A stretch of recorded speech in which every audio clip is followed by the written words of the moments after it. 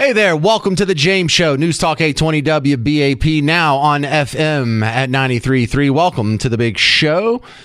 Time to stop down with Dallas radio legend Pugs Moran for some entertainment news on the James Show. And I'm starting off, look, I already got a bunch of comments from the promo that's been running since yesterday's show, where I ask, is The View being canceled for bad politics or bad ratings? No, it's not. Okay, stop asking me about it. It's not going to get canceled for bad politics, and its ratings are not bad. Its ratings are the best. It's like the most watched daytime talk show this year, and I think it was last year and the year before, probably for the last like 20 years. You don't like The View. I get it. But millions of people do, and it's not going away just because you disagree with the harpies that are on it. Anyway, Pugs, that's a hoax that won't die, because if you go look it up in Snopes, they're like, here was an example of a false report of this year. Here was an example in 2023. Here's an example of The View being canceled falsely in 2021, and like this is a recurring hoax. That show is a juggernaut. I haven't watched it in 20 years. But its key to success is that it gets, as far as advertisers go, The View attracts 100% of a specific kind of person. And if you can do that, the advertisers will love you. And they're not losers. Like, their ratings are very good. And you may think they're stupid, but they're quite influential in America. And for a lot of people, they take what they see on The View as legit. And look, you just can't have this sort of like internecine bias here where, well, I think this sucks, so everyone else must think it sucks. No, The View's super popular. Yeah. All right, so I just wanted to put that to bed. No. Not going to argue with the words you said. Right. But I get emails and I get messages and people send me links to stuff and they're like, look, they're off all week. You think that's just a coincidence? Well, it's the middle of the summer, bro. Not that show anymore. I mean, who is Whoopi still there? I know Barbara ain't there. I don't think I could name one person on that show. Whoopi and Joy Behar is the ones everybody know. Joy, forgot about her. Yeah. Which, look, I think Joy Behar is like politically pretty reprehensible on The View. If you've ever seen her stand up, though, you would probably like it. Not you, Pugs, the guy listening to us. You would. You didn't like. She's lame. You didn't like her stand up. You know who else has really good stand up? Who? Chelsea Handler. Yes, Chelsea Handler's funny. She's funny. Kills it. Anyway, I just wanted to get that out of there because people just throw something in Snopes every once in a while before you send it to me. Could you? Is that okay? Yeah. All right. Now, you are bringing a story that I was not aware of, and my jaw dropped when I did a Google search backing up the quick conversation that we had. I thought Anthony Anderson was an upstanding guy. I thought he was a guy that we all kind of agreed that he's does all these family man type shows. Well, James, let me start with Anthony Anderson, of course, the star of Blackish. He's filling in all week for Jimmy Kimmel on the Disney-operated ABC television network.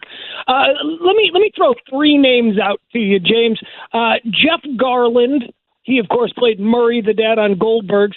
Frank Langella, he is an iconic, he's like 90 years old. He's been in a million movies. And Jeffrey Tambor, that's another older actor. We remember him from Larry Sanders as Hey Now, Hank Kingsley, and maybe Arrested Development as George Bluth. James, those three guys can't work anymore in Hollywood. And do you want to know what they did to get their careers completely destroyed? What did they do? Jeff Garland hugged somebody a little too long. Jeffrey Tambor hugged somebody a little too long. And Frank Langella, a 90-year-old actor, was kicked off the Netflix series Fall of the House of Usher because he referred to a production assistant as honey. Okay? Wow. Yeah. Honey? Yeah. Honey. Oh, and he also referred to the intimacy coordinator. An intimacy coordinator is somebody that you now need to have on sets when there's a sex scene so that they can make sure nobody gets raped. That's what he called the intimacy coordinator absurd. I picked the wrong job, bro. I don't know why I'm at WBAP, but where do I fill out an application to be an intimacy coordinator? I would be so good at that job. I know. It's just like, isn't that what everybody who goes to those? Anyway. Look, I got a clipboard over there, or probably an iPad. I'm just like, little bit lower. A little bit lower.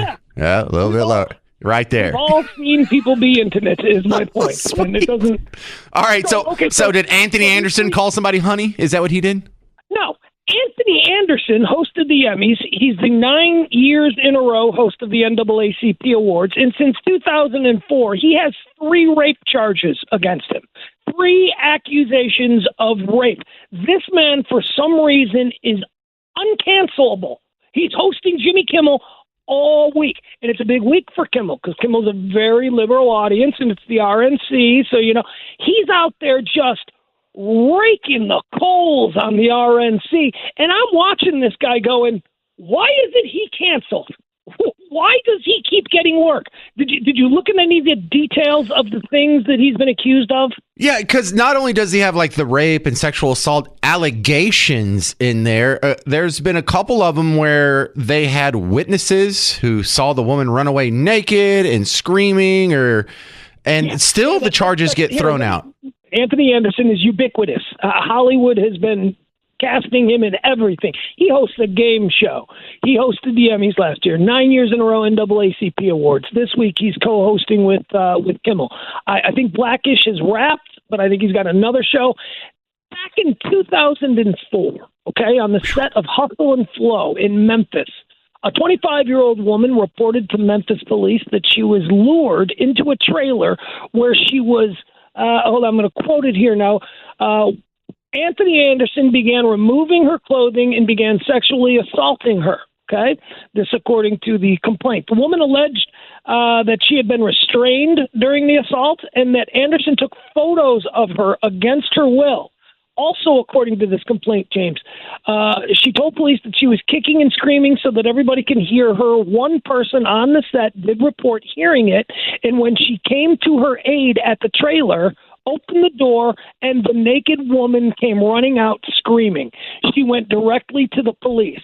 No charges filed. So how is there no charges filed on that? I mean, you're not a lawyer, but do you have any explanation in the reporting on this?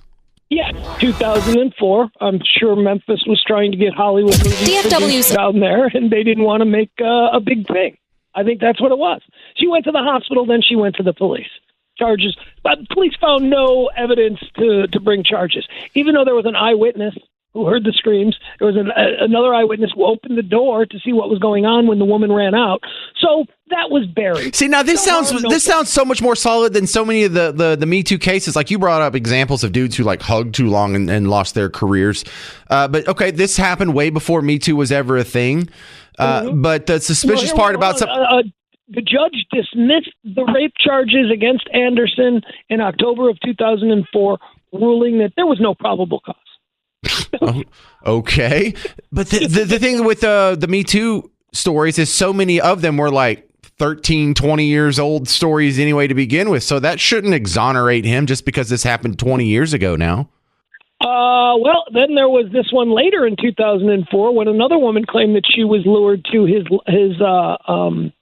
trailer where she was also raped. That case, James, very interesting. At the time, she was accused of trying to piggyback off the Memphis case, but that case, there is no documentation of how it was resolved. It just went away, which means they wrote her a big fat check on the second one. Okay. Is that it? Third woman, James. Third? Okay. A couple of years ago, right in the prime of Blackish. How come we didn't hear about this? Los Angeles Police Department opened a year-long... I misread that. Los Angeles Police Department opened a criminal investigation against Anderson after a third woman who catered one of his events reported that he allegedly sexually assaulted her.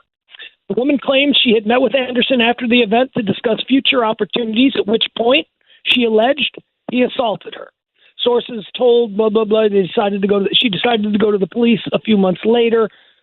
This was in part due to the rise of the Me Too movement. So 3 times, 2018 he was employed by the Mouse. He was over there at Disney, ABC doing Blackish. 9 years in a row, NAACP Awards, hosting Kimmel, hosting the Emmys. James, why is he uncancelable? Why is my friend Jeff Garland, Murray from the Goldbergs, and also from Curb Your Enthusiasm, I've known Jeff since the mid-1990s, one of the nicest, kindest, most decent dudes in the world. Why does he get his career ended because he hugged someone? and nothing seems to happen with Anthony Anderson. Is that a rhetorical question? Because I have no answer whatsoever. I don't either. But I'm outraged over it. Every time I see this guy's face, I go, what the heck is going on? All right. Well, that breaks my heart because I would like to fill in for Kimmel instead of a rapist. Yeah, alleged. Be careful. Right.